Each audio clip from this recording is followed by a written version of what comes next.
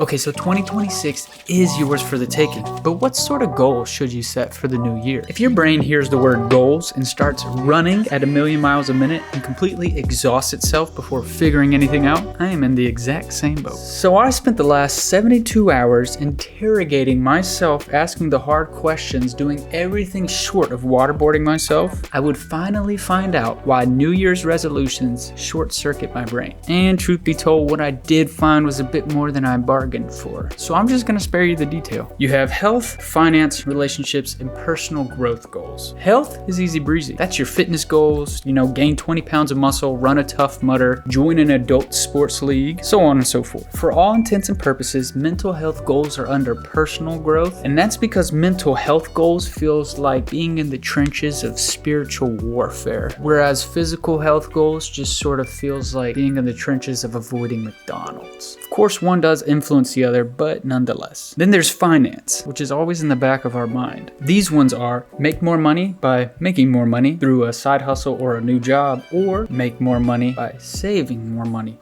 Yikes. There's also creating a budget and sticking with it, buying a new house, moving into a new apartment, pretty much anything that relies heavily on your financial health. Relationship goals are by far either the most awkward or the most wholesome. Think apologizing to someone you've wronged or rebuilding a burned bridge after a bad fallout. But on the good side, these could also be spending more times with your siblings, calling your mom more often or your grandmother more often, could be scheduling dates with your lady more often, could be sneak attacking your lady with gifts and surprises, buying your lady F45 classes, buying your lady flowers. Did you add some lines? And finally, there's personal growth, which for a lot of people has become the sweet escape that Gwen Stefani blessed us with back in 2006. This is the side hustle. This is the saxophone. This is the piano. This is the journal. This is practicing organizational skills, your mental health, your books, your shows, your garden. This is your screen time. These are your vices. And you can pretty much categorize anything in the world under these 4 categories. So I realized what was causing my brain to short circuit was all of these categories coexisting at the same time on top of each other. And as you can imagine, that made it incredibly difficult to find out what in the world I even wanted to aim at. Like, I knew I wanted to be further ahead than where I am now, but I couldn't even say where in the world I was at right now to even know what in the world would be considered further ahead. So here's a trick to fix that. Now that you know how to compartmentalize your goals, duplicate each one. Make one that's inspired by true events and make one that's based on true events. In other words, make one that's I Am Legend, alternative ending, and make one that's I Am Legend, theatrical ending. If that doesn't make any sense to you, what I'm saying is that make one that assumes everything in the world that could possibly go right does go right. And make one that assumes everything in the world that could possibly go wrong does go wrong. Now, I don't know why in the world when this idea crossed my mind, all of a sudden everything became easier and I could place myself on a map in relation to my 2 goals. For my own goal, as an example, I might not even be remotely close to 1 million subscribers, but I'm a lot closer to 1,000. And if by the grace of God I reach my nearest goal, afterwards I can fill in the blank space with a new realistic goal. But I think what works so well about this, if I hit my lowest goal, I can sort of see myself creeping towards my higher goal. And if you're creeping up towards the ultimate goal that seemed unrealistic, then why would you want to stop? Now, to return full circle, why did this make me feel like I was taking home more than I bargained for? Well, when I have one goal that's based on everything going wrong, or at least not everything working out, I realized that doing nothing at all would pretty much all but guarantee everything going wrong. So now I have to at least try,